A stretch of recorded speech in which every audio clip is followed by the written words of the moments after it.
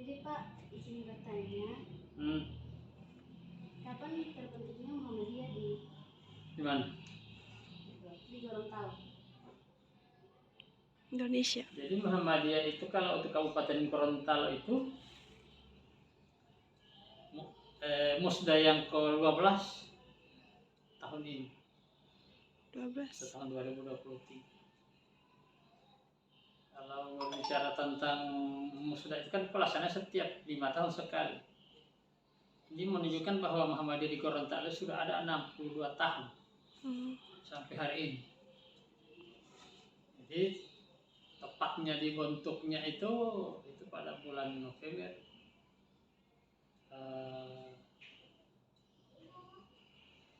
berapa ya? 1912. 8 2028. Ya, 2028. Bulan haji itu, bulan Zulhijjah. Tahun 2028.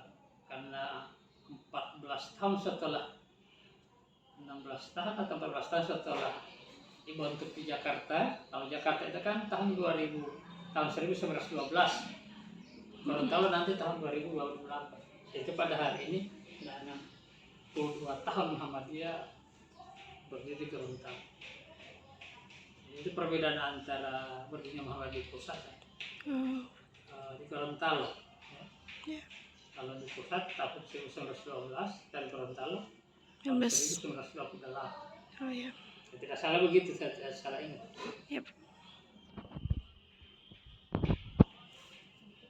Selanjutnya, perubahan apa saja yang sudah terjadi di Gorontalo yang sudah dilakukan oleh Muhammadiyah? Kalau berbicara perubahan dalam tataran organisasi, kalau dulu Muhammadiyah itu kan baru sebatas pengurus pimpinan pusat sampai pengurus cabang. Kemudian daerah Asia, pusat Asia baru sampai ranting Asia ranting.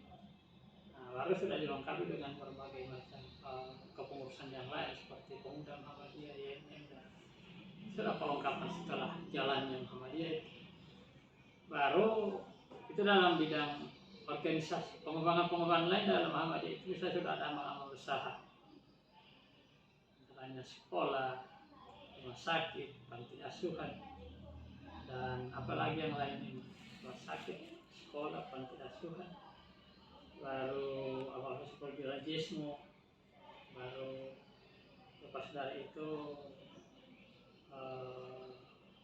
amal usaha yang berhubungan dengan perusahaan tertentu, itu yang namanya amal usaha. Jadi kalau di bidang pendidikan memang dari perguruan mulai dari pendidikan terendah dari ABA sampai pada perguruan tinggi. Rumah sakit itu rumah sakit rata-rata rumah sakit ya. Di seluruh provinsi di Indonesia itu ada rumah sakit Muhammadiyah, kecuali daerah-daerah Kristen. Jadi itu perkembangannya. Jadi dalam hal lain, jadi Muhammadiyah itu berusaha melakukan peningkatan dalam bidang-bidang pendidikan sendiri dan pelayanan kesehatan. Ya misalnya seperti sekarang ini ada pembelajaran Ismoba itu dulu hanya dalam setiap sekolah itu hanya mengajarkan sejarah kemuhammadiyaan, baru hal lain al-Islam. Tapi dalam al-Islam itu sudah dilengkapi oleh beberapa, misalnya ada Quran hadis, akidah akhlak, fikih, baru ada bahasa Arab, ada bahasa Inggris, baru sejarah kebudayaan Islam. Itu ada 6. Kalau di SD sampai SMK, SMA itu perkembangannya itu bidang pendidikan.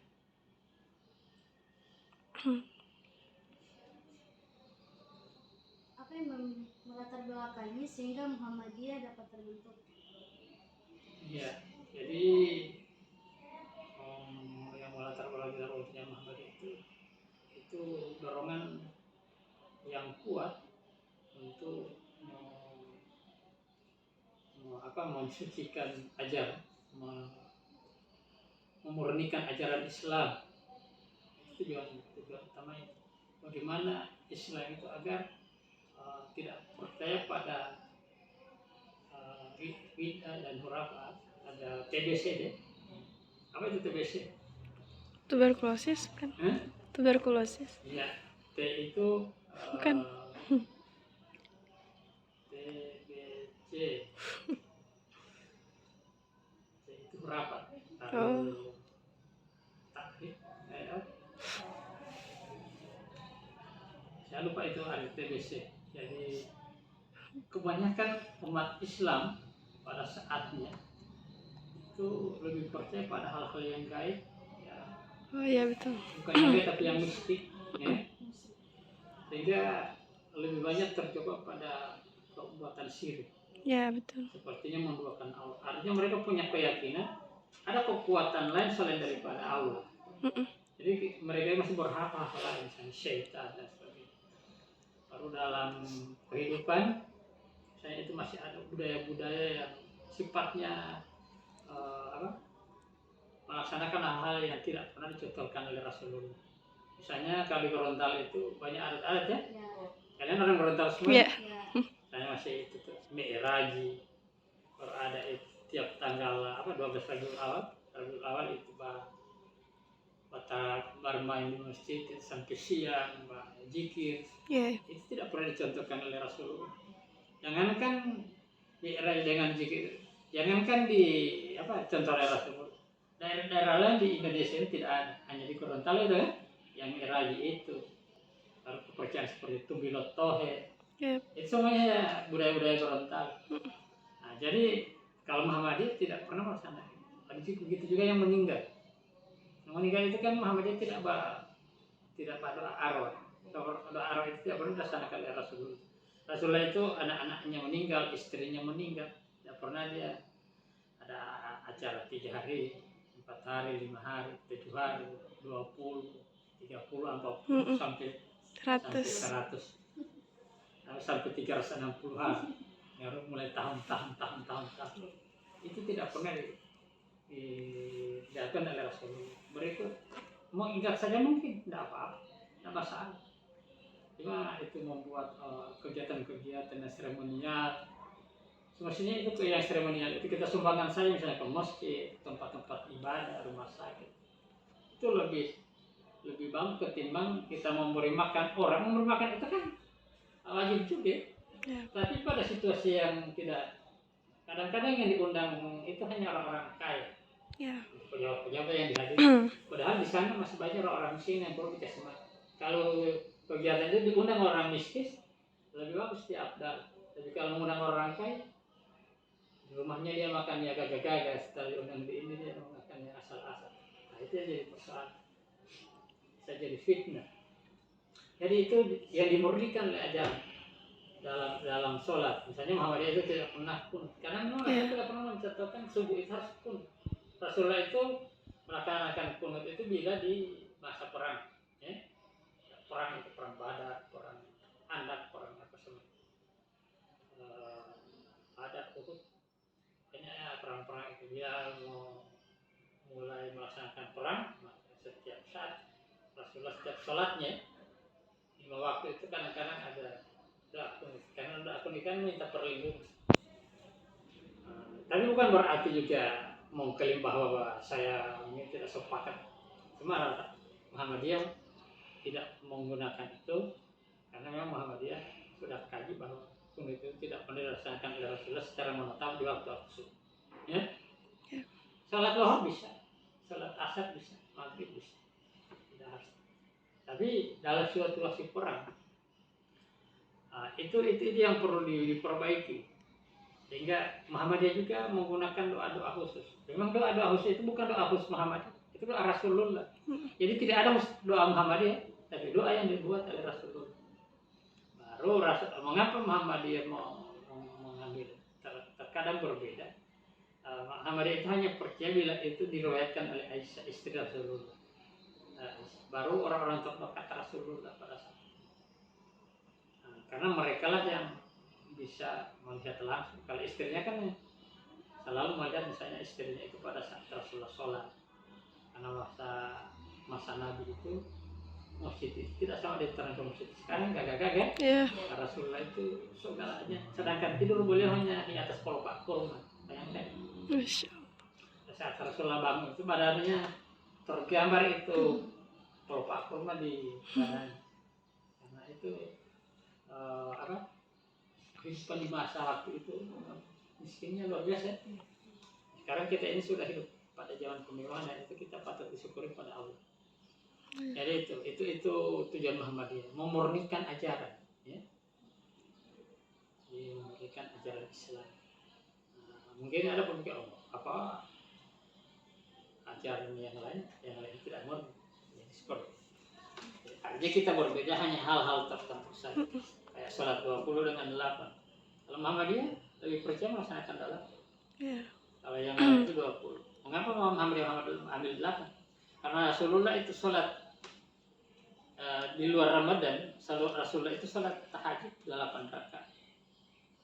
Baru pada bulan puasa juga dia tetap sholat 8 rakaat. Jadi sholat itu kalau di bulan Ramadan dikenal dengan tarawih, kalau di bulan puasa di luar Ramadan dikenal dengan sholat tahajud. Jadi sama. Nah, berikut bagaimana ditemukan 20 itu kan sudah pada masa sahabat Nabi yang ketiga, itu Utsman. Utsman bin Affan. Utsman bin Affan, ya? Iya. Itu masa pemerintahan Utsman bin Affan. Berikut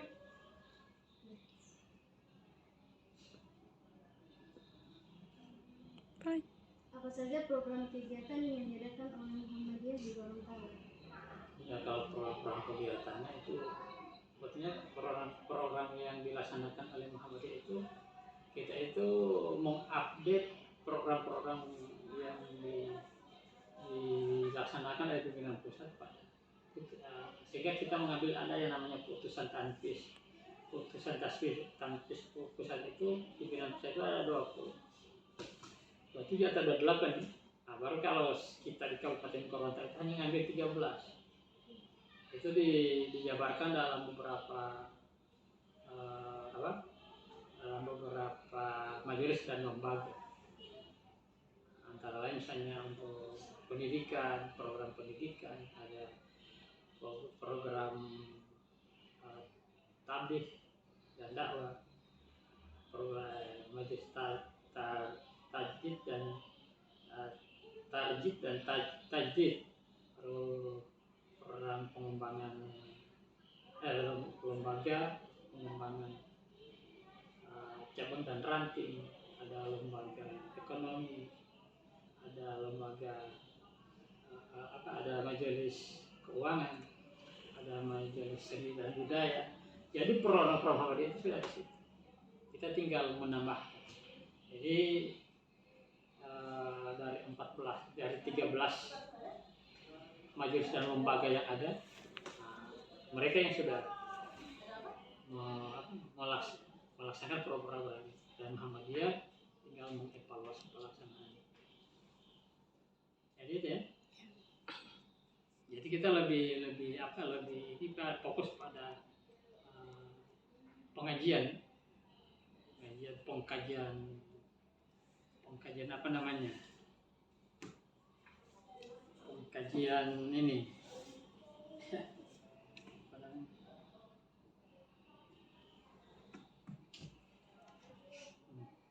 Buku tahfiz, ya. Nah, ini di atas. Himpunan putusan tarjih. Itu yang kita kaji. Buku-buku lainnya terkait dengan itu. Jadi yang di samping ada pengajian, kita juga membuat kuliah subuh ya, sesuai dengan permintaan masyarakat. Baru yang ketiga, kita melaksanakan pengajian yang dilaksanakan di masjid-masjid Muhammadiyah dalam rangka untuk lebih memberi warna terhadap warga perserikatan agar jangan keliru melaksanakan syariat Islam. Oke. Selanjutnya, bagaimana bagaimana pandangan Muhammadiyah terhadap konsep akhlak ibadah pada generasi sekarang ini? Ya, alhamdulillah untuk generasi sekarang ini, memang kalau kita lihat 50-50, ini kalian sebagai generasi yang nantinya akan mewarisi para seniornya sekarang, karena yang namanya kehidupan pasti ada generasi, ada regenerasi. Masa tua akan berakhir, lalu yang menggantikan masa para muda. Ini sangat dikhawatirkan sekarang ini. Banyak anak-anak muda yang tidak begitu meyakini kehidupan akhirat. Kenapa saya katakan begitu? Ada anak-anak muda yang masih masih senang dan merasa tidak berdosa bila meninggalkan sholat, Betul. meninggalkan puasa. Ya, banyak Iya. anak-anak muda yang begitu. Ya. Padahal ketentuan yang disampaikan Rasulullah, bila seseorang dengan sengaja meninggalkan sholat, kalau hanya satu waktu sholat, dinyatakan kafir. Itu yang banyak tidak disadari. Oleh sebab itu anak muda itu harus banyak belajar. Ya. Dan anak-anak muda inilah yang nantinya akan bisa melanjutkan tongkat estafet yang seandainya generasi muda lengah, maka akan jadi bagaimana Islam ke depan. Islam ini nanti tingkat namanya. Kalau menurut Jainuddin, kalau ini mau menghilangkan Islam di Indonesia, jangan tutup pesantren, jangan tutup sekolah-sekolah agama, tapi suguhkan kepada anak muda itu minuman beralkohol, maka mereka pasti akan lupa ajaran. Mereka lupa agama, lupa ibadah, lupa sholat, lupa puasa. Kenapa? Mabuk, orang sudah mabuk. Nah, oleh sebab itu narkoba ini sekarang yang dijaga ketat. Kenapa? Itu namanya akan merusak akidah. Jadi minuman keras yang itu akan merusak akidah. Mereka sudah mabuk, semua dia buat. Dia bisa mencuri, dia bisa memperkosa, ya, dia bisa membunuh orang. Itu orang-orang yang sudah dikuasai oleh alkohol. Karena apa?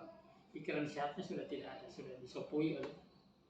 Oleh sebab itu generasi muda sekarang masih lebih banyak minum minuman keras, lebih senang santai ketimbang menggunakan waktu hanya 5-10 menit untuk ibadah. Padahal itu panggilan ilahi. Ya. Jadi kalau kalian bila nanti bermasyarakat setelah pulang dari kampus, nanti itu bisa jadi contoh di masyarakat. Ya? Ya. Karena kalian ini adalah para pewaris generasi yang insya Allah ke depan itu akan memajukan Islam. Lalu jangan dijual Islamnya, Ya. karena gara-gara cowok ganteng beragama lain, karena banyak doi, ya, Islamnya dijual. Ya. Tidak. Banyak kan yang rusak agamanya itu karena pengaruh uang, pengaruh gantengan, pengaruh layuan. Biar tidak ada uang, biar tidak ganteng, yang penting bahagia. Orang yang banyak uang, dia akan mencari istri yang lebih banyak. Ya. Orang yang ganteng, banyak orang yang mengidolakan. Ya. Apa yang diharapkan dari semua itu? Maka kita akan hidup dalam ketidaknyamanan, dalam ketidakpastian, selalu sakit hati. Sedang-sedang itu sudah lumayan. Artinya kalau segala sesuatunya kita dapatkan bersama, misalnya sama-sama susah menikah, gitu. Selesai menikah berusaha akan berkembang itu usaha yang penting didapatkan sendiri. Kalau hanya pemberian orang tua dan sebagainya, itu akan bermasalah nanti. Jadi ini rusaknya generasi itu bukan karena apa? Karena memang yang pertama ilmu agamanya kurang, pemahaman terhadap agama itu kurang. Padahal sekarang itu kita tidak perlu kita mendengar kajian, kita hanya putar saja YouTube, semua ceramah-ceramah itu kalian dengar, dari situ kalian akan mendapatkan pengetahuan yang baru. Kalau saya dibantu oleh buku-buku ini untuk belajar, kalian kalau malas mau tidak ada buku, tidak ada apa, putar-putar itu kita cara sholat yang baik. Tapi jangan lupa cara sholat Muhammadiyah. Ya? Ya. Muhammadiyah itu memang sudah diatur sedemikian rupa dan itu contoh yang diberikan oleh Rasulullah. Muhammadiyah itu kalau bukan tidak dicontohkan oleh Rasulullah, Muhammadiyah tidak mau bikin. Karena apa sia-sia? Tidak akan ada pahalanya karena tidak dicontohkan oleh Rasulullah. Oke, jadi itu para generasi ini didorong untuk lebih mematangkan pengetahuan atau kompetensinya di bidang agama. Kita hanya senang mengejar jurusan yang kita ini, padahal agama tidak penting. Kita sisi mendahulukan agama itu penting. Kalau agama di depan, maka yang lain akan menyusul. Akhirat di depan, dunia akan ikut. Kalau dunia di depan, akhirat akan tertinggal. Dalam kehidupan itu seperti itu. Jadi atur itu. Jangan ikut-ikutan yang baik itu pada yang tidak baik. Oke? Ya. Selanjutnya, apakah ada hambatan dalam melaksanakan gerakan sosial Muhammadiyah? Jelasnya kalau melaksanakan gerakan sosial itu kan gerakan sosial itu antar sesama di perserikatan itu sendiri. Hal lain dalam selain dari itu, kegiatan sosial itu kan bisa diartikan dalam bentuk dana, ada pendanaan dan sebagainya. Kali Muhammadiyah semua itu mudah ya. Kita misalnya ada kegiatan karya dakwah wisata ya, pernah ikut dakwah wisata di Gor. Kegiatan-kegiatan seperti itu seluruh warga perserikatan berlomba-lomba untuk memberikan makanan dan bahan pokok, ada pangannya, sering ada sanak ada pangan dan itu dibagi-bagi. Itu ciri khas dari Muhammadiyah. Kegiatan sosial itu lebih menonjol. Ya. Artinya warga perserikatan, bukan Muhammadiyah namanya kalau terlalu irit dan malah bagi untuk kepentingan sosial. Jadi ada lajismu, kita mau nyetor zakat fitrah lewat lajismu. Kita ada kelebihan infak dan sedekah salurkan lewat lajismu. Kan di lajismu itu banyak hal ya jadi sasaran. Kalau di pemerintah itu ada yang namanya BASDA, Badan Amil Zakat Daerah, dan Basnas, ya. Jadi itu dalam kegiatan sosial Muhammadiyah memang orangnya nomor satu dalam kegiatan sosial. Itu membangun sekolah, rumah sakit, tempat-tempat ibadah masjid bersama. Itu kan kegiatan sosial. Yeah. Itu menonjol di Muhammadiyah. Dan itu jiwa Muhammadiyah.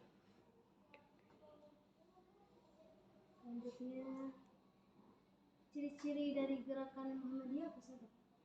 Jadi ciri-ciri Muhammadiyah itu dakwah, tabligh dan dakwah. Itu ciri Muhammadiyah, gerakan tarjid dan tabligh. Gerakan Islam, gerakan tajdid dan tajdid dan tajdid, ya. Tajdid dan tajdid itu gerakan Islam cirinya. Kalau tidak ada kajian-kajian keislaman, maka itu di luar dari kegiatan. Itu ciri-ciri Muhammadiyah. Suka membantu, suka mengkaji agama dan sebagainya. Itu ciri khas, ciri unggul itu gerakan dakwah. Ya. Terakhir Bapak, apa yang membedakan pandangan dan interpretasi ajaran Islam antara Muhammadiyah dan NU? Ya, jadi untuk sebenarnya perbedaannya tidak terlalu jauh ya. Kalau Muhammadiyah murni apa yang dicontohkan oleh Rasulullah. Kalau untuk kegiatan di luar sana selain dari Muhammadiyah, mereka masih sering mengadopsi hal-hal yang sifatnya budaya, hal-hal budaya. Kalau di Muhammadiyah tidak ada yang namanya budaya, tidak dijadikan ibadah. Yang namanya ibadah itu apa yang telah dicontohkan oleh Rasulullah, apa yang disyariatkan oleh Rasulullah. Kalau tidak disyariatkan oleh Rasulullah, itu tadi saya sudah sebut itu yang membedakan antara NU dan Muhammadiyah. Makanya yang sifatnya budaya masih ada di NU, di Muhammadiyah tidak apa. Oke? Kalau sosial masih. Oke, sudah. Sudah? Terima kasih. Ya, sama-sama. Mungkin cuma itu yang bisa terus.